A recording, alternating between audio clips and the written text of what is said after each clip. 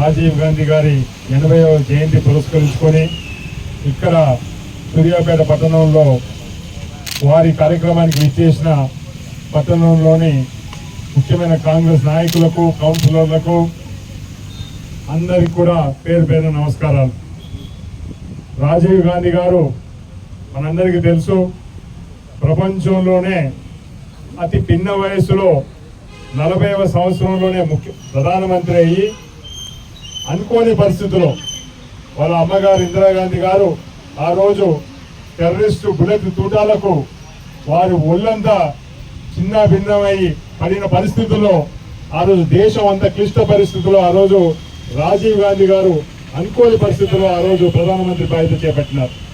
యువకుడైనా రాజీవ్ గాంధీ గారు ఒక మంచి ఆలోచనతోటి, ఎందుకంటే మీరు ఆలోచన చేయాలి, భారతదేశం ప్రపంచ దేశాల్లో అన్నిటికంటే రాజీవ్ గాంధీ గారు పాత కొత్త ఆలోచనతోటి వారు ప్రధానమంత్రిగా బాధ్యత చేపట్టి ఎన్నో విప్లవాత్మకమైన నిర్ణయాలు తీసుకున్నారు. గ్రామ స్వరాజ్యం గురించి చక్రం నాగేశ్వరరావు గారు చెప్పారు. గ్రామ పంచాయతీలకు నిధులు ఇవ్వడమే కాదు, అదేవిధంగా యువతకి ఓటు హక్కును కూడా 18 సంవత్సరాలు తీసుకొచ్చిన ఘనత కూడా రాజీవ్ గాంధీకి దక్కిన సంగతి గుర్తు తీసుకొస్తున్నాం.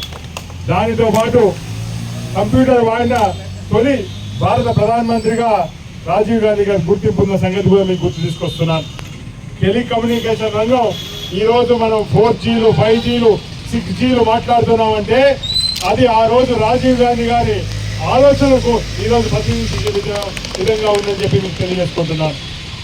రాజీవ్ గాంధీ గారు 40 సంవత్సరాలు ప్రధానమంత్రి అయ్యి అతి పిన్న వయసు 5 సంవత్సరాల తర్వాత వారు 1989లో మరి ప్రధానమంత్రి కొనసాగి తర్వాత మీ అందరికీ తెలుసు, దేశానికి వారి కుటుంబం ఇందిరాగాంధీ గారు కావచ్చు, రాజీవ్ గాంధీ కావచ్చు, దేశానికి వారి రక్తాన్ని చిందించి కూడా భారతదేశ సమగ్రతను కాపాడిన గొప్ప నేత రాజీవ్ గాంధీ అని సందర్భంగా తెలియజేసుకుంటున్నాను.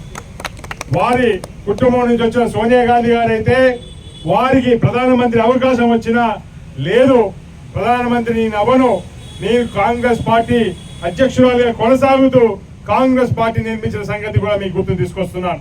అదే బాటలో రాహుల్ గాంధీ గారు కూడా ఎన్నోసార్లు ప్రధానమంత్రి అయ్యే అవకాశం వచ్చినా దాన్ని తృణప్రాయంగా పక్కన పెట్టి కూడా ఈరోజు కాంగ్రెస్ పార్టీ కోసం సేవ చేస్తున్న సంగతి మీకు గుర్తు తీసుకొస్తున్నాను. అందుకోసమే వారి జయంతి అన్నా, వారి వర్ధంతి అన్నా తప్పకుండా నాన్నగారు ఆ కార్యక్రమాలు చేస్తూ ఉంటారు. ఇంకో విషయం మీకు గుర్తు తీసుకురావాల్సింది ఏంటంటే 1985లో నాన్నగారికి మొట్టమొదటిసారి కాంగ్రెస్ పార్టీ టికెట్ ఇచ్చింది కూడా శ్రీ స్వర్గీయ రాజీవ్ గాంధీ గారి సంగతి మీకు గుర్తు తీసుకొస్తున్నారు.